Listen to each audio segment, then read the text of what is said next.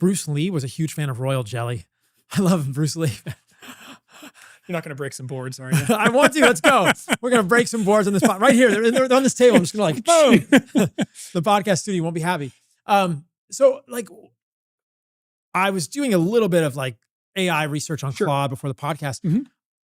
How do people even get royal jelly and propolis and bee pollen? Are these things, in your opinion, have you seen any research? Are you interested in these things? Do you eat these things? Should we be interested in consuming these things in addition to honey?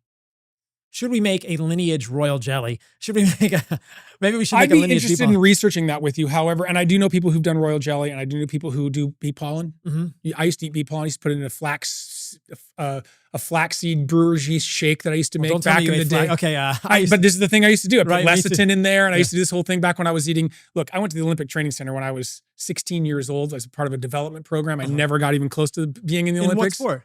In track and field. Just a distance runner. Okay. And we got done with the nutritional program that morning, been out on a 10-mile run. Dave Waddle, I'm old, right? So Dave Waddle was one of the guest coaches. But the nutritionist said, we were about ready to walk into the cafeteria. And this guided my food journey for a long time. We were like, well, what should we eat when we go in there? Like, we're about to go into this cafeteria that has anything we could want to eat. And he said, if the furnace is hot enough, anything will burn. I remember that. And Not true. And bro, it's true. It's just wrong. Yeah. Right? It's like, yeah, that's good. But basically I ate, if I knew what I knew, I did triathlons professionally for 6 years, and the amount of carbohydrates that went into my system, you and I have not a dissimilar past in that I had some eczema issues, and I'm pretty much convinced it was because all I ate was carbohydrates 100% of the day. And I was just jacking my system up. So again, I'm on a food journey as well. I think that royal jelly, bee pollen, I think those things all have a nutritional component to play. I think for most people, guys like me living in suburban America who's taking care of kids, if you can just get them to get into good honey and to good food and be eating food, I think that's the goal. I think there are ways to take it up a notch, and I think royal jelly certainly could be. Bees produce an amazing product. Think of this: royal jelly fed to a regular bee turns it into a queen. Right. That's some pretty powerful stuff. That's mother's milk, man. That's coming from the bees. Right. It's not coming from the queen. The queen doesn't make a queen. The beehive makes a queen. So how do you collect royal jelly?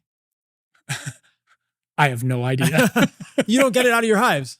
The bees use it. Yeah. I don't know how they get this. I got to do more research. So basically, but I guess it's interesting to me that it's a secretion from the bee that's got greater amounts of nutrients, sugar and protein in it. And again, every bee gets it to start its life. Mm-hmm. Only the queens get it when they're making a queen, get it the entire way through. So the first couple of days they get it because that's their kickstart, right? So yes, it has super amounts of all of the good stuff. It almost sounds like bee colostrum in some ways. Yeah, maybe. Yeah. I don't know if that's an accurate analogy, but interesting. I'll have to research how they actually collect it. But I would imagine that a raw, unfiltered honey is going to have trace amounts of propolis, royal jelly, and bee pollen in it. 100%. And what is propolis?